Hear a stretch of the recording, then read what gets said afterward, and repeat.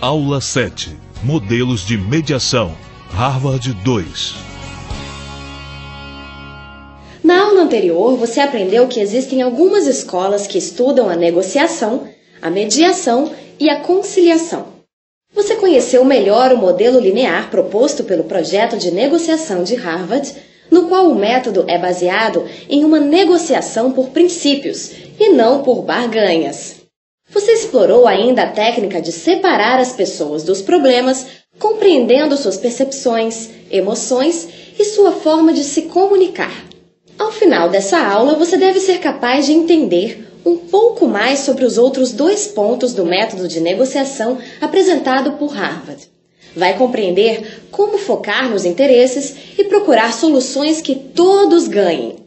É importante lembrar que na aula anterior e nessa, falamos sobre negociação, porque o modelo trata assim. Nada impede de usar as técnicas e o método para conduzir uma conciliação e uma mediação. Um bom mediador, conciliador, é, em primeira instância, um bom negociador. O modelo linear e tradicional de Harvard. Como vimos na aula passada, o modelo linear proposto por Harvard tem uma base com a comunicação linear. Ele foi criado pelo projeto de negociação de Harvard e apresenta uma negociação baseada em princípios. Você se lembra o que isso significa? Isso mesmo. Esse modelo propõe que as decisões das questões sejam baseadas em seus méritos e não em uma medida de quem é mais forte ou mais amigo do outro. A intenção é buscar benefícios mútuos sempre que possível e, quando houver interesses contrários, buscar padrões justos, independentes das vontades. Como dissemos, o método apresenta 4 pontos. Primeiro, separe as pessoas do problema. Segundo, concentre-se nos interesses e não nas posições. Terceiro, crie uma variedade de possibilidades antes de decidir o que fazer. E quarto, insista em que o resultado tenha por base algum padrão objetivo. Na aula passada, falamos mais sobre o primeiro ponto. Vamos agora conhecer melhor o que tratam os outros 2 próximos pontos. Concentrar nos interesses e não nas posições. Estamos em busca de uma solução sensata para o problema. Você lembra o que consideramos uma solução sensata? É aquela que vai ao encontro dos interesses legítimos das partes, da melhor maneira possível e resolve imparcialmente os interesses contrários e, além de ser uma solução duradoura. Para que essa solução seja construída, é preciso entender que o que deve ser negociado são os interesses e não as posições. Vocês lembram da história contada na aula 1 sobre as amigas que estavam brigando pela laranja? As 2 brigavam porque queriam a fruta e, no fim, decidiram cortá-la na metade. Cada uma ficou com metade da casca e metade da polpa. A primeira pegou sua metade, comeu a polpa e jogou a casca fora, enquanto a segunda jogou fora a polpa e usou a casca para fazer um doce. Qual a conclusão? Se antes de dividir a laranja as 2 tivessem parado para verificar seus interesses, uma poderia ter consumido toda a polpa da fruta e a outra poderia ter feito o doce de toda a casca. Assim, as 2 ficariam com uma porção inteira da fruta. Porém, como centraram apenas na posição de querer a laranja, acabaram por dividi-la ao meio, desperdiçando de um lado metade da polpa e do outro metade da casca. Por isso, lembre-se, sempre são os interesses que definem os problemas. O nó das questões não está nas posições conflitantes. Uma irmã quer a laranja e a outra também. E sim no conflito entre as suas necessidades. Uma queria consumir a polpa e a outra queria a casca. Assim, numa negociação, é importante examinar os interesses e não as posições.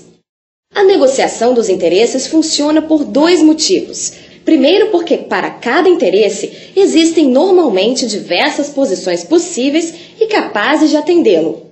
As pessoas estão acostumadas a escolher a posição mais óbvia, mas quando examinam seus reais interesses, descobrem uma série de opções possíveis. O outro motivo é que por trás de posições opostas existem sempre muito mais interesses comuns do que contrários. Assim, chegar a uma solução é muito mais fácil quando encontramos esses interesses.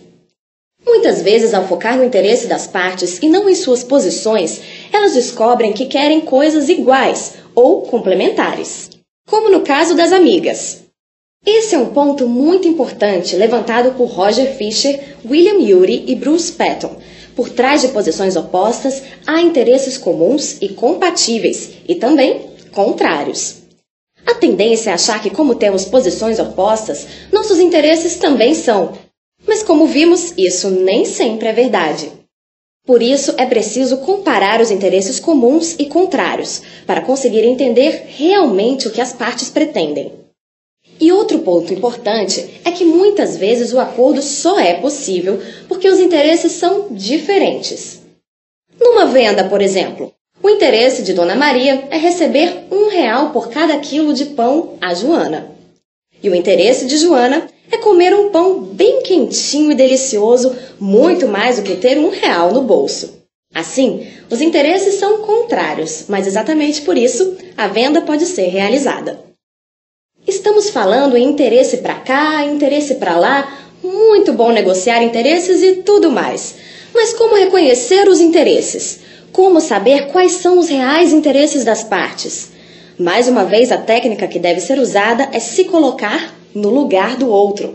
Mas dessa vez, pergunte por quê. Examine cada posição expressa e tente descobrir o fundamento, a causa daquela posição.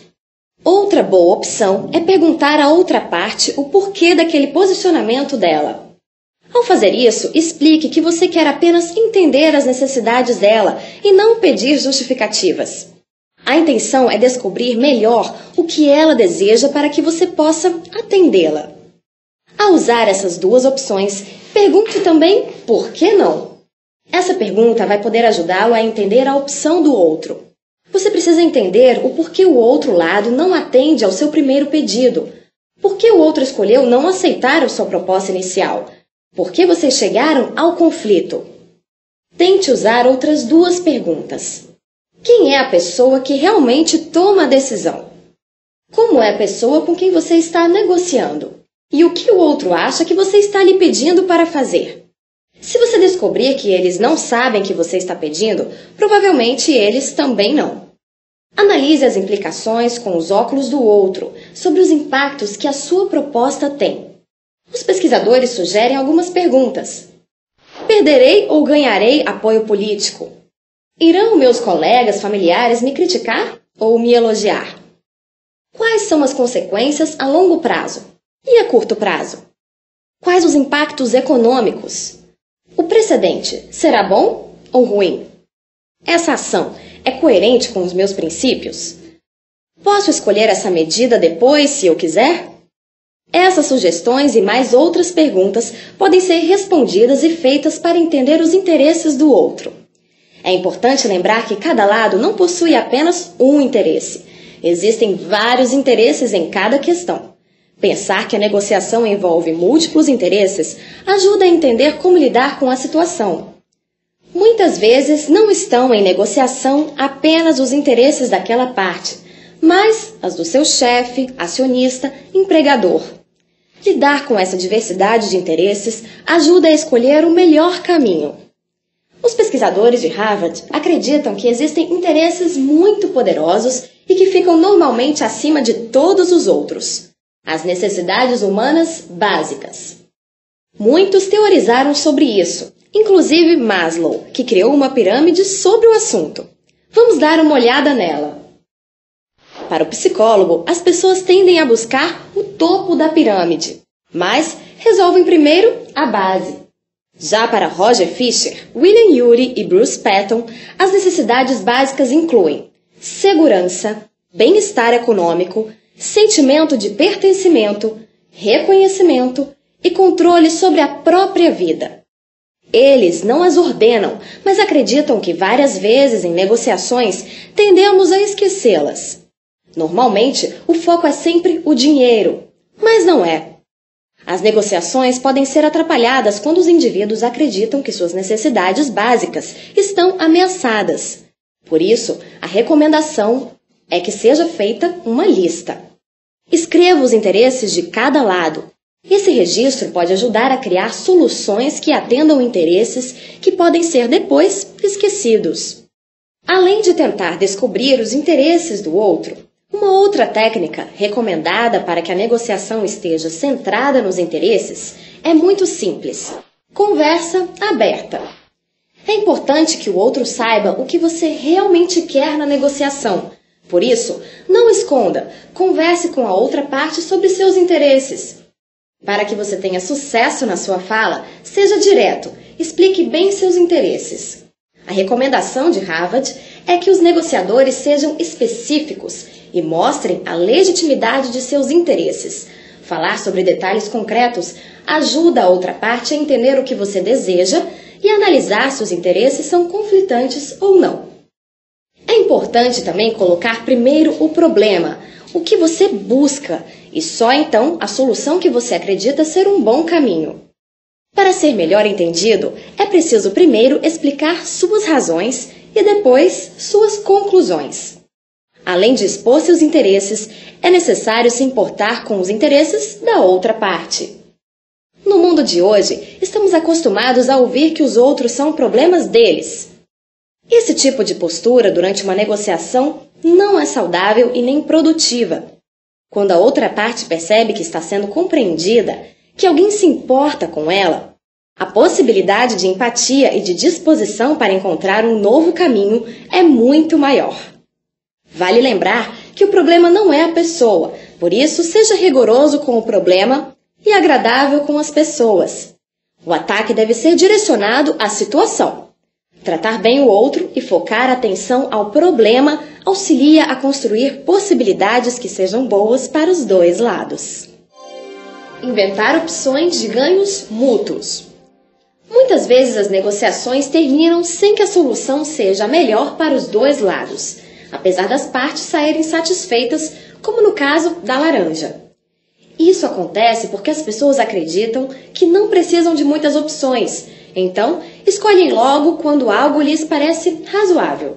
Existem 4 obstáculos que atrapalham a busca de muitas soluções: o julgamento precoce, a procura por apenas uma solução, a pressuposição de que há um valor fixo para a causa e a crença de que o problema do outro, ele quem deve resolver.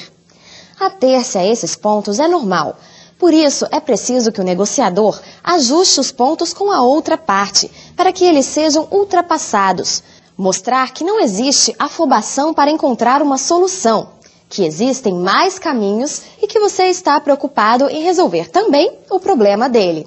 Auxilia a outra parte a ultrapassar essas barreiras. Depois de ultrapassadas essas barreiras, é preciso inventar soluções de ganhos mútuos. Roger Fisher, William Ury e Bruce Patton indicam uma técnica para que isso seja possível. A técnica é dividida em 4 etapas: separar a invenção do julgamento, ampliar as opções, buscar benefícios mútuos e procurar maneiras de facilitar as decisões para as partes.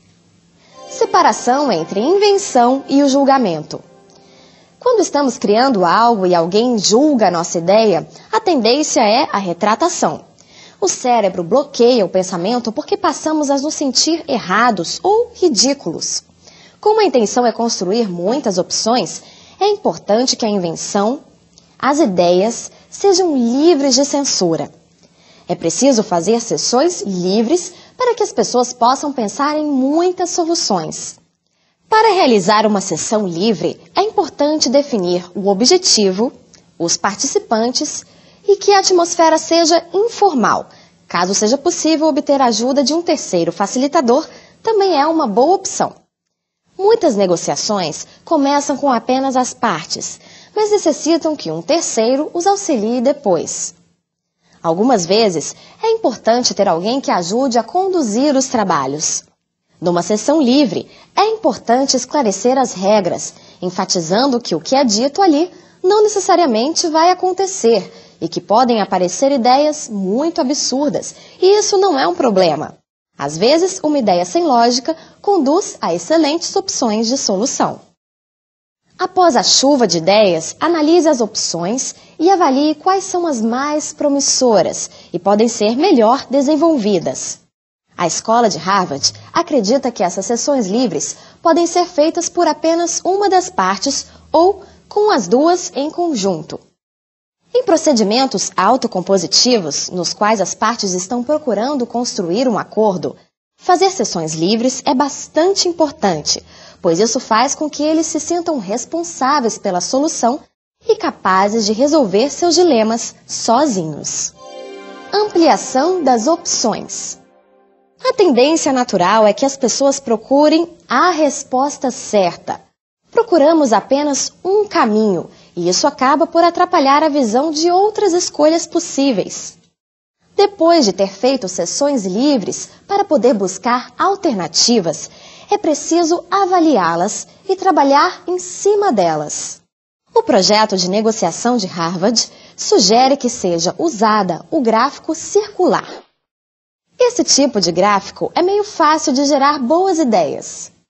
Ele passa por 4 tipos de raciocínios: identificar o problema, analisar e diagnosticar o problema, pensar sobre as estratégias e abordagens do problema e depois buscar ideias para a ação. Vamos dar uma olhada no diagrama para entendê-lo melhor. Outra maneira de encontrar diferentes formas de solucionar os conflitos é mudar os óculos.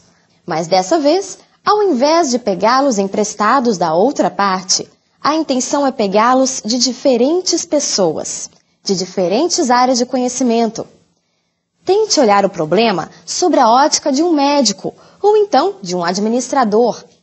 Faça um exercício de reflexão de como essas pessoas solucionariam esse problema. É possível combinar essa técnica com o gráfico circular. Essas não são as únicas maneiras de multiplicar os caminhos. Existem algumas outras técnicas. Vamos conhecer melhor mais 2 delas. Atribua pesos diferentes para as opções criadas. Além disso, procure desenvolver as ideias iniciais pensando em versões diferentes do acordo, em algo mais leve ou mais pesado. Podemos pensar em algo que seja mais ou menos prioritário. Coloque adjetivos ao lado das opções para conseguir classificar as escolhas possíveis. Além de colocar peso nas opções, tente modificar o alcance das propostas. A escola de Harvard coloca a expressão alcance como as parcelas, as possibilidades de acordo. Por exemplo, alguém que deve R$3.000 pode não conseguir pagar tudo em apenas uma parcela ou 2. Mas se a dívida for parcelada em 6 ou 8 vezes, a parte consegue pagar a dívida totalmente e não é necessário nem mesmo oferecer um desconto para o devedor. Procure ganhos mútuos. Um dos problemas de acreditar que o acordo tem um valor fixo é que isso acaba gerando um pensamento de quanto mais para a outra parte, menos para mim. Esse pensamento dificulta a possibilidade de pensar em opções as quais os dois saiam ganhando. O pensamento de ganha-perde e o jogo de soma zero, como vimos na aula 2, atrapalham a busca por soluções. Você lembra o que é um jogo de soma zero? Vamos lembrar esse conceito, como vimos na aula 2. Os jogos são considerados de soma zero quando os 2 jogadores possuem interesses completamente opostos. Mas mais ainda, são jogos nos quais quando um ganha, o outro necessariamente perde. Não é possível que os 2 ganhem. Sempre um vai perder, como um jogo de vôlei, uma partida de damas. Já o jogo de soma não zero é aquele que as partes possuem interesses opostos, mas há também interesses comuns. Nesse jogo, não há necessariamente ganhador e vencedor, pois o ganho de um não representa a perda do outro. A escola de Harvard acredita que mesmo em jogos de soma zero, é possível encontrar soluções que possibilitem lucros conjuntos. Podemos encontrar soluções criativas que possam satisfazer os interesses comuns. Mas como é possível conseguir ganhos mútuos? Procure interesses comuns. Depois que analisar opções e separar as pessoas dos problemas, provavelmente já será possível identificar os interesses do outro. Por isso, destaque-os. Muitas vezes, em uma negociação, as pessoas deixam de lado interesses comuns porque acham que esse é um passo que não merece importância ou porque é difícil identificá-los. Por exemplo, o fornecedor quer aumentar seu lucro, portanto, quer dinheiro. Mas ele não vai conseguir isso só com o dinheiro de Antônio. Ele também está interessado que Antônio fale bem de seu material e recomende aos outros sua loja. O fornecedor tem ainda o interesse que a empresa de Antônio aumente suas vendas e que ele continue sendo seu cliente, pois é um bom pagador. Antônio, por sua vez, também pensa em dinheiro, mas em preservar seu dinheiro para poder investir em sua empresa e assim poder aumentar suas vendas. Antônio tem ainda interesse que o fornecedor continue lhe vendendo tecidos, pois seu produto tem boa qualidade. Os interesses comuns agora são bem mais claros. Os dois querem que a relação continue, porque acham que são bons parceiros. Pensando nisso, é possível pensar em alternativas que sejam compatíveis com esse interesse. O fornecedor pode pensar em melhorar as condições de pagamento e o cliente em comprar mais material para poder baixar o preço das peças. Numa negociação, é importante sempre buscar opções que vão satisfazer as outras partes. Um caminho o qual o outro lado não obtém absolutamente nenhum ganho acaba nem sendo bom para você. A outra parte pode ficar tão desapontada que tende a não cumprir o acordo e, no fim, o resultado da negociação é 0 ganhos para os dois lados e perda da relação. Por exemplo, ao desfazer uma sociedade com Mário, Pedro propõe que ele fique com o prédio da empresa, os carros e a marca, e Mário fique com os arquivos mortos. Nessa proposta, Mário com certeza não ganha nada ou praticamente nada. Além de não aceitar a proposta, Mário ainda vai ficar muito chateado com Pedro, pois terá a sensação de que está sendo passado para trás. Os pesquisadores de Harvard chamam a atenção para 3 aspectos relacionados aos interesses comuns. Primeiro, os interesses compartilhados estão latentes em toda negociação, mas nem sempre estão claros para as partes. Reserve um tempo da negociação para refletir e buscar os interesses das duas partes. Pense no outro e tente entender suas razões, e daí então compará-las com as suas. Pergunte ao outro e mais, mostre a ele quais são os seus interesses. Tente não ser tão egoísta. Quando você for organizar seus interesses, reserve ainda um tempo para formatá-los de maneira não tão centrada em você. É bem possível que você tenha interesse que não sejam tão personalistas. Provavelmente você obterá ganhos se a relação continuar. Lembre-se da aula 2. A teoria dos jogos prova que cooperar é sempre o melhor caminho. Faça um exercício de encontrar caminhos por meio da cooperação e reflita sobre seus resultados. Segundo, os interesses comuns devem ser encarados como oportunidades e não como iluminação divina. Procure traduzir o interesse comum em algo concreto. Muitas vezes temos muitas ideias e pensamentos muito bons, mas não sabemos como tirá-los do papel. Transforme o interesse em meta, em algo tangível. No exemplo de Antônio, tanto ele quanto o fornecedor desejavam que a relação continuasse, porque acreditavam que ela trazia ganhos mútuos. Mas isso é algo abstrato. Ao decidir estabelecer melhores condições de pagamento e aumentar os pedidos, os dois transformaram seus desejos em metas. Terceiro, ressalte que existem interesses comuns. Repetir durante a negociação que os dois possuem desejos comuns é muito importante. Isso reforça aos dois que eles estão ali não para brigar e nem porque se odeiam e querem tirar vantagens um sobre o outro. Estão ali porque buscam os mesmos objetivos e, como possuem essa semelhança, irão conseguir um acordo bom para os dois. Falamos até aqui sobre interesses comuns. Porém, existem interesses que são realmente diferentes. O que fazer neste caso? O primeiro passo é tirar esse mito de que porque duas coisas são diferentes, elas são concorrentes. Isso nem sempre é verdade. Tente entender os desejos e harmonize-os. Lembram do vendedor de sapatos? Pois sim, Ele quer vender os sapatos e seu cliente quer comprá-los. Eles possuem interesses diferentes. Um quer o dinheiro e o cliente quer ter uma proteção para os seus pés.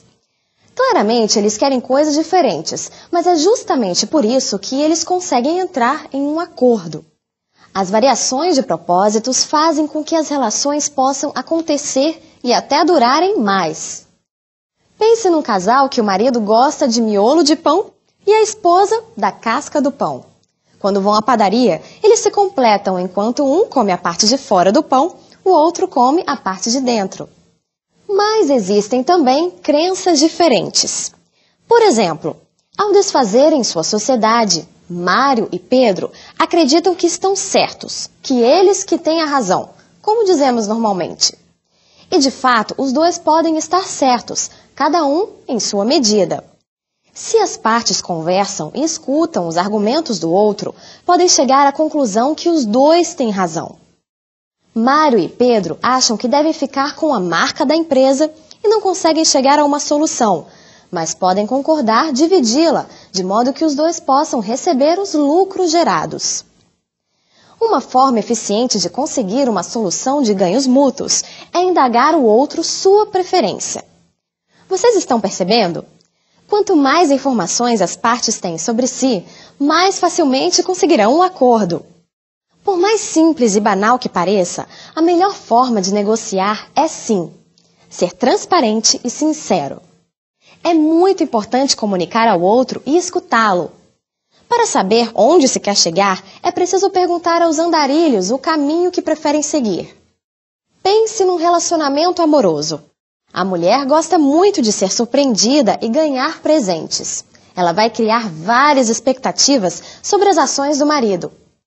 O problema é que para ele o importante é a companhia de sua mulher. Para ele, presente é algo supérfluo. Como você acha que eles vão agir? Naturalmente, cada um vai fazer o que gostaria que fizessem por ele, e assim os dois ficariam insatisfeitos e frustrados. A esposa vai comprar presentes lindos e mandar entregar no trabalho do marido. E ele, por sua vez, vai sempre planejar encontros e tempos juntos. E um vai achar que o outro não gosta dele. Infelizmente, muitas vezes pensamos que estamos fazendo o melhor para o outro e nos esquecemos de perguntá-lo o que ele realmente deseja. Se o marido e a esposa conversam e falam claramente o que esperam um do outro, as preferências ficam claras e o outro pode ter uma atitude mais satisfatória. É importante facilitar a decisão do outro, tentar achar caminhos para que a tomada de decisão não seja um martírio. Saiba em nome de quem o negociador está falando. Muitas vezes o negociador representa não apenas seus interesses, mas de seu sócio, sua família. E outras fala apenas em seu nome. Saber quem ele representa te ajuda a pensar em vantagens mais abrangentes e mais argumentos que podem ajudá-lo a tomar decisões. Saiba qual o seu objetivo na negociação. Você já entrou em uma loja de brinquedos com uma criança e perguntou o que ela queria dali? E ela respondeu, tudo. Tudo, no fim, pode não significar nada. E isso é um problema. As pessoas querem o máximo, o melhor, o tudo. E o que isso significa? Lembre-se que os seus interesses e o do outro devem ser transformados em algo concreto para que as opções possam surgir. Uma técnica comum em negociações é a ameaça. Ameaçar não leva a soluções boas para os dois lados e faz com que a parte tenha medo de tomar decisões ou fique até com raiva. O importante é focar nas consequências que as opções apresentadas podem trazer ao outro. Pensar como ele será avaliado se tomar a decisão e quais são as implicações daquela escolha é muito mais eficaz. Mostre ao outro o que pode acontecer caso ele faça o acordo. Isso o ajuda a tomar as decisões com mais tranquilidade. E mais ainda, o ajuda a decidir qual opção que lhe trará mais benefícios. Lembrete! Nessa aula você aprendeu os outros 2 pontos explorados pelo projeto de negociação de Harvard. Concentrar nos interesses e não nas posições faz com que as partes compreendam melhor o outro e achem uma boa solução. Inventar opções de ganhos mútuos ajuda a ter variedade de escolhas e a encontrar a melhor delas. Na próxima aula, você vai conhecer melhor outro ponto explorado por Harvard e sua adaptação para a mediação. Nos vemos lá!